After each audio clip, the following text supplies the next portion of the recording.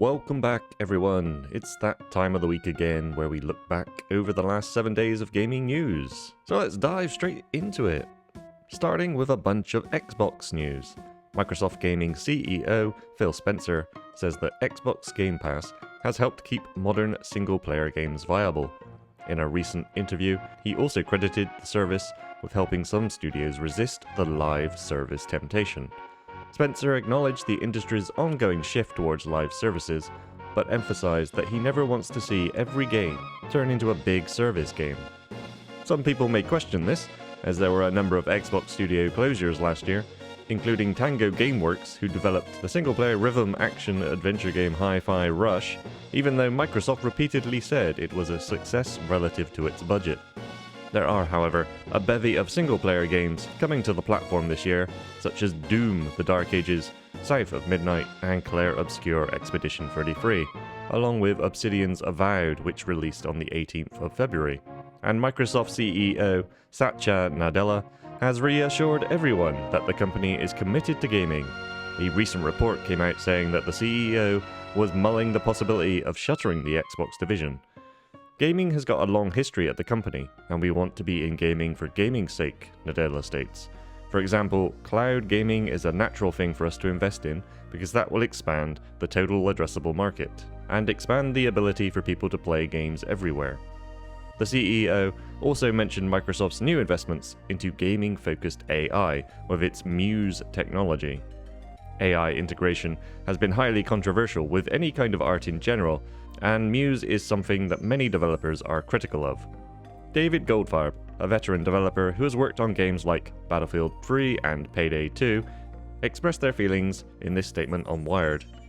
"The primary issue is that we are losing craft," Goldfarb says.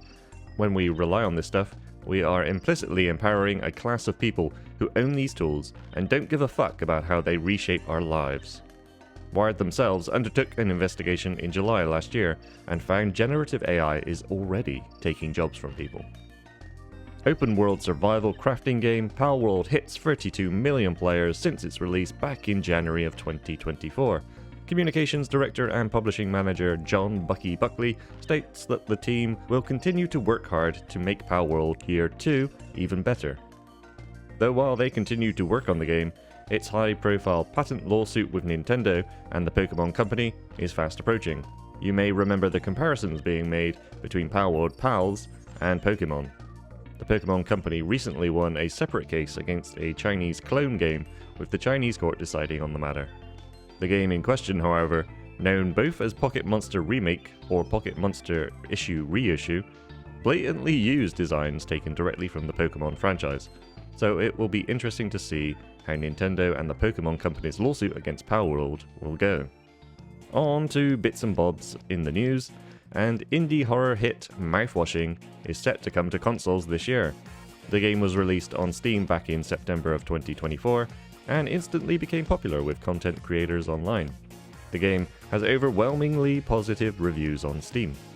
Continuing with indie horror, and Phasmophobia's console version is finally getting voice recognition. The lack of certain features on consoles didn't put people off buying the game, as 2 million copies have been sold on PlayStation and Xbox. Game Pass rumors suggest Tony Hawk's Pro Skater 3 and 4 should be coming as Day 1 Shadow Drops released following the June Xbox Games Showcase. And don't miss out on Xbox Buy 1 Get 2 free sale. The promotion on a selection of games will end on the 25th of February. Hollow Knight Silksong mysteriously vanished from Nintendo's store. The game remained on other platforms, and has since returned to Nintendo's eShop. Mysterious. And finally, a Dutch consumer group has filed a lawsuit against Sony, accusing them of abusing its market-leading position to keep prices high on the PlayStation Store. The lawsuit alleges digital games are 47% more expensive there versus the price of physical versions.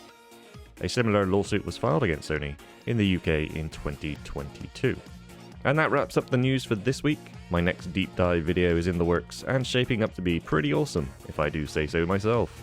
It feels like these deep dives are usually going to take me about 2 weeks each to make, so be sure to hit that subscribe and check that notification bell to be notified when they and my other videos go out.